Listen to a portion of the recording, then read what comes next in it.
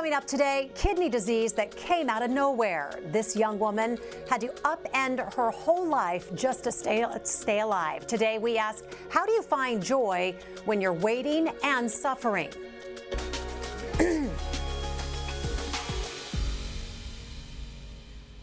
Good morning, I'm Jessica Lovell, and welcome to the Morning Medical Update. Amy Reinhardt was just 27 years old when she learned that her kidneys were failing.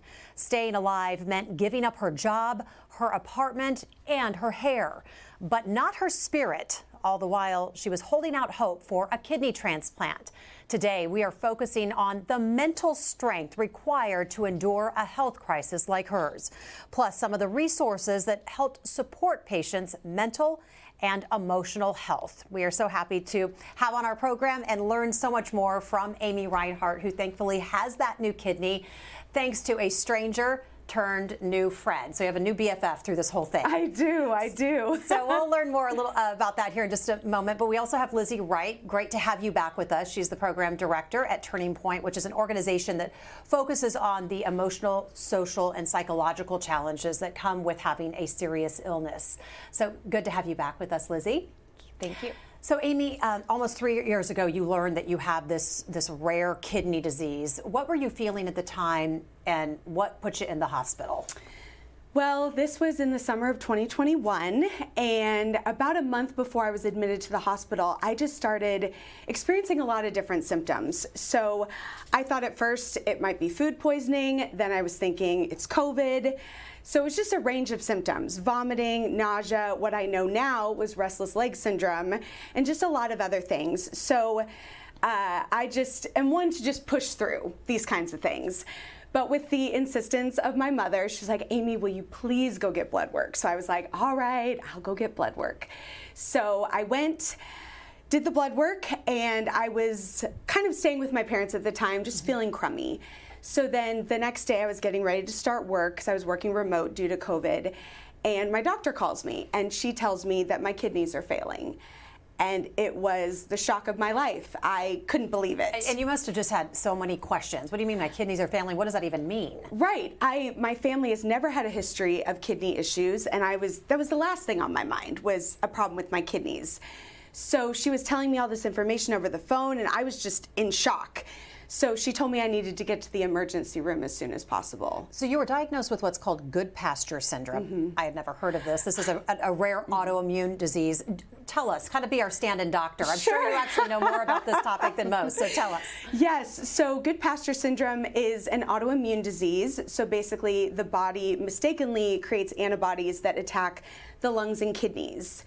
So I had a kidney biopsy the second day I was in the hospital, and by that weekend, we had the diagnosis. So luckily, my nephrologist at Overland Park Regional was very aggressive in the treatment. So he started me on plasmapheresis to clean out my bad plasma and hemodialysis to clean my blood right away. And I'm so grateful that he was so aggressive in the treatment because he really did save my life. Throwing everything at it. Yeah, exactly. So we kind of, spoiler alert, said that you did eventually get your kidney. Yeah. Again, we're going to talk more about that. But tell us about dialysis, because this is something we learn a lot about, that you got to find that kidney, else you're going to end up on dialysis. And at some point, you were doing this 12 hours a day, every single day. I was. Take us inside that time of your life.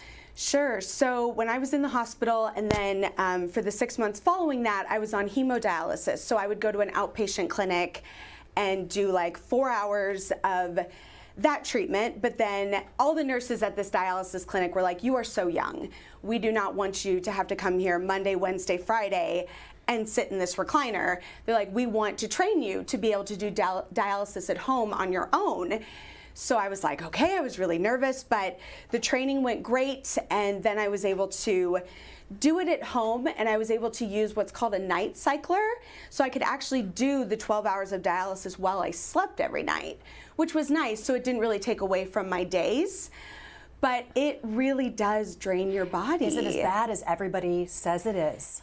It's tough. It's tough. I mean, it's a gift to be able to have something to stand in for your kidneys, but obviously it's not the same as a kidney. That is a positive thing to say, that dialysis is a gift. I've never heard it described that way. It's usually, it's misery until you can find, you know, I know it's a bridge to transplant, but for you to look at it as a gift is a really pleasant thing to say. You know, tell us a little bit about your mom, because she became your full-time caregiver, and we know how important talk about a bridge to transplant. The caregiver is exactly what that is. Yes, absolutely. My mom is incredible. I mean, I'm a little biased, of course, but she really was there for me through the entire journey, every hospitalization, every, you know, moving from hemodialysis to peritoneal dialysis at home. She was just there for me to offer physical, emotional, mental support. And they say it's very, very important to have a caregiver when you're battling end-stage renal disease. You just need that person, that partner. And we joke all the time that we were truly attached at the hip through those 2 years. And yeah, she's just incredible. I could not have done this without her and my whole family, of course. So you decided to take advantage of classes at Turning Point. Tell us what you tried out. How did you learn about Turning Point, and why did you make this decision to jump in on those classes? Yeah, so it was actually my social worker at my dialysis clinic that told me about it. They were like, KU has this amazing nonprofit organization with all these different classes for those battling serious health illnesses, and she's like, you should take advantage of this. So I looked through the program and was like, wow, they have classes on meditation, nutrition, exercise, even the arts. So it was all via Zoom, which was perfect. And I definitely started with classes such as a writing class. I tried a couple meditation classes. They had a book study. I just really loved getting on these Zoom calls and meeting with other individuals who were facing their own health issues and being able to have that encouragement and just all be able to confide in each other and just be there for each other. It was an amazing environment. Very proactive on the mental health side of this. Yes, absolutely. So Lizzie, I want to bring you in. I was going to tell you to describe exactly all the great things that Turning Point has to offer, and she's done such a great job of doing that. But explain a little bit more about why this is such an important program to have for people and to make sure that they know about it. Sure, yeah. So that is our mission. You said it so perfectly, to bring people together who are having a shared experience. And it's anybody is eligible who's living with a chronic or serious physical illness. So it could be renal disease, it could be cancer, Parkinson's, diabetes, osteoporosis. So really our design is to teach people skills to help better manage life with an illness. So, and you named some of them, but meditation, mindfulness programs, nutrition, and then all of our programs are taught by somebody licensed in their field. So like our emotional support classes are taught by licensed clinical social workers or licensed psychologists, so they really can lead the group and bring them together. Do you usually have patients like this woman right here? I mean, she's so positive. Or do you sometimes have people come in who really are like, I'm literally lost, and I need to elevate to a more positive level to get through this? Yes, we have, I mean, both. Everybody comes through at their own individual time. You know, it might be past treatment and they are really looking to get involved, and maybe they're dealing with depression and anxiety. But Amy, yes, has been such and connected with other people and been able to be, you know, not that you have to be uplifting all the time, because I know that you've gone, you know, it hasn't always been that way, but yeah, that part is amazing, the connection between the participants when they go through. And you two have quite a connection. I noticed that when you both walked in this morning. Yeah. I could hear it. I could feel the love. Yes, yes. Lizzie, not just for health system patients, is that correct? Anybody That's outside right. the health system can join in? That's right. Yes, we're a department of KU, but it's available to the community. That's the only qualifiers living with a physical illness, or you can be the supporter of someone who's living with an illness. And we want to make sure people know where to go. Turning Point has something going on every single day, an array of opportunities and classes. You can check out kansashealthsystem.com/Turning Point for more information right there on your screen. Amy, you said you really like the art and the writing classes. What did you get from those? Yes, so I've always been a writer. It's a passion. It will always be a passion. So that was the first thing I was drawn to, was the writing classes. So I loved that writing has always been an emotional release for me. So going through such a roller coaster of a journey, like Lizzie said, definitely, I do love being positive and joyful, but I definitely was not like that the entire time. There were definitely highs and lows.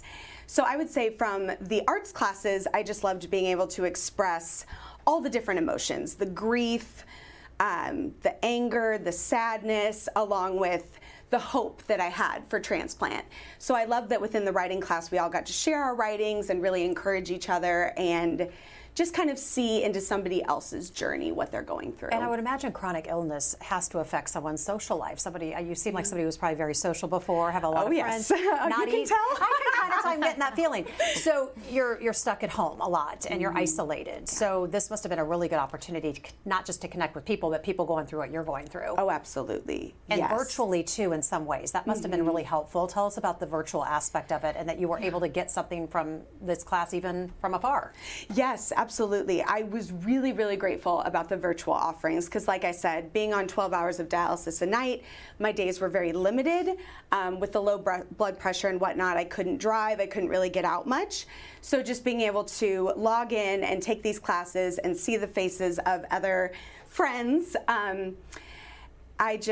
it just helped me so much to feel like I wasn't alone in what I was going through. So just having that community, even a virtual community, meant a lot. And there's certainly a community of caregivers. What kind of offerings are there for the caregivers to help them get through this journey, Lizzie? Yeah, so caregivers can take any of our programs, but we do have some specific programs for them. We have one called Supporting the Supporters, and that meets Wednesdays virtually, and that one's just so led by a clinical social worker, and we have caregivers who are living some in rural Kansas. So because of the virtual aspect, one of the positives from COVID, we've been able to reach more people. So Amy, you use the term called joyful suffering. So tell people what that means to you. Yeah, it's funny. It's almost been my mantra for the last couple of years and will continue to be so. So my faith is, I'm a woman of faith and I have been my entire life. So I truly believe that suffering is going to be a part of our life. For every single person, you will endure suffering at some point, whether it's physical, mental, emotional, you will suffer. And there are two ways to respond to suffering. You can either become angry, bitter, depressed, really let it isolate you, get you down, or you can choose to see it as an opportunity to transform your life and really allow you to grow in virtue. So I definitely chose the latter. I even remember one of the first nights I was in ICU, I was praying and I was very overwhelmed about the diagnosis and the need for transplant and whatnot, but I just prayed and I was like, God, I don't blame you. I don't blame you for this. And I know I can really use this as an opportunity to grow closer to you and also just let this journey allow me to focus on the joy and the hope and the courage and the strength and everything that I'm going to gain from this. And I want to seek you within this suffering, even the worst parts of it, the dialysis, the hospitalization, the drugs I had to take, the losing my hair, giving up my job, my apartment, everything. It was like, yes, this isn't what I expected to happen to me at 27 years old, but I wouldn't change it. I really wouldn't. I mean, I look at the person I am now, post-transplant, and it's honestly been such a gift. And because I've chosen to focus on the joy in the midst of suffering, I feel like this entire trial has been so much easier than it would have been if I would have let myself be angry and bitter and just really almost focused on the blame aspect of it. You leaned into the suffering. I did, yes. Lizzie, you and I are I'm looking at you across the table and I'm like, I could just sit here and listen to this woman all day, right? Yeah. Nobody wants to hear from me. But God was listening to you because he answered your prayer and found you a kidney donor. And you actually found this donor through church. Tell us the story. Yes, so I've belonged to the same church for over 15 years, and it's really, truly a family. It's a very large church. We have 3,200 families there, so very, very large. So when I did get the diagnosis and started this journey, I knew immediately that I had an army of prayer warriors that would lift me up. So I was very outspoken about my story. I wrote articles about it that were published at our church, and obviously I created flyers, talking about my need for a kidney donor. and there was actually a woman who stepped up and got tested, and we were actually a match. But she was in her 50s, and because I was only, 28 at the time, they wanted me to have somebody younger than 40 to be my direct donor. But thanks to her, we were able to enter into the KU's paired exchange program. So she agreed to donate to a stranger so that I could find my direct donor, which happened. It's amazing how they make that all work, isn't it? I know, it's incredible. I'm so grateful. And so have you met or plan to meet? So my direct donor is actually, he's a young man in Colorado. He was 21 when he donated, and we have become friends. We talk regularly over, Snapchat, FaceTime, we text, we talk on the phone. We've definitely talked about meeting up this year. I'm very, very excited to see him in person. And tomorrow's your 6-month anniversary from yes, getting your new tomorrow kidney. is my 6-month anniversary. I just cannot believe it. I am just so grateful that the kidney is still doing so well and will continue to do well. Okay, we're going to take a look at that kidney. We actually have a photo yes, of it, yes, I believe. yes. There it is. This is it.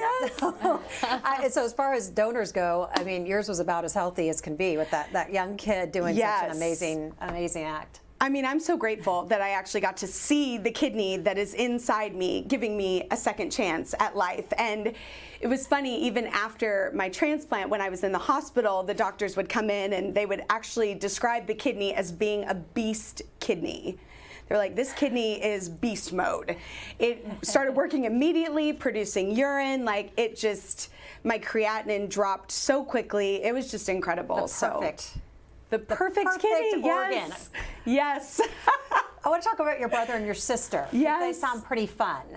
Tell us about the birthday fun you guys had. Oh, yes. So my transplant was last year on August 7th, and so my birthday is actually on Christmas Day. I'm a Christmas baby. So I turned 30 this year, so I am in the 30s club now. And so my siblings and I, we love to plan themed birthday parties for each other. So they both planned me a transplant themed birthday, and they both dressed up in scrubs, and my sister actually shaped my cake to look like a kidney. And I laughed, I cried. There was just so much emotion, and I was just so grateful to celebrate such an amazing gift. A lot of joy in your family, I could tell. How's your health now? It's great. It's great. It definitely has been a process. I spent a week in the hospital post-transplant. It was a tough recovery at first. I will not lie. The incision, where they put the kidney is in, the lower right of the abdomen. So the incision is about, 8 inches, and given how low it is, it was very painful at first to, sit up and walk. But, month by month, I've gotten stronger. My energy is coming back. And I just feel great. I'm actually really starting to regain my life, my social life. I'm interviewing for my next job. I plan on moving back out, getting my own place this year. It's incredible to have this second chance and be able to, start my 30s with so many exciting changes. What's it feel like, Lizzie, to watch her do what she's doing?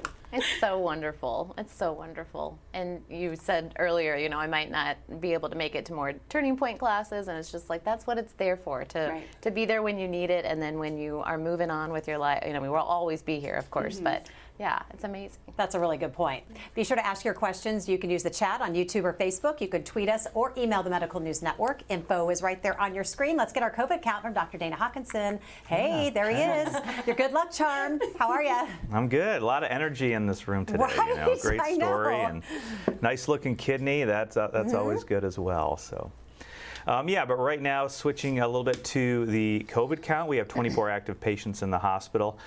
So kind of plateaued, up 1 from last week, which was 23. We'll keep watching those numbers and may have some numbers soon for the other respiratory viruses, particularly RSV and influenza around the health system also. All right, so Hawk, headline for you out of Pennsylvania, where at least 11 people have gotten sick from bacteria found in raw milk. Raw milk, of course, referring to non-pasteurized milk. Health officials traced it back to a single dairy farm and are urging people to throw any of this raw milk out that came from that particular seller. But this bacteria in question is called Campylobacter Campylobacter. Did I get that right? Yeah. So is it safe to assume that this would not have happened if that milk would have been pasteurized?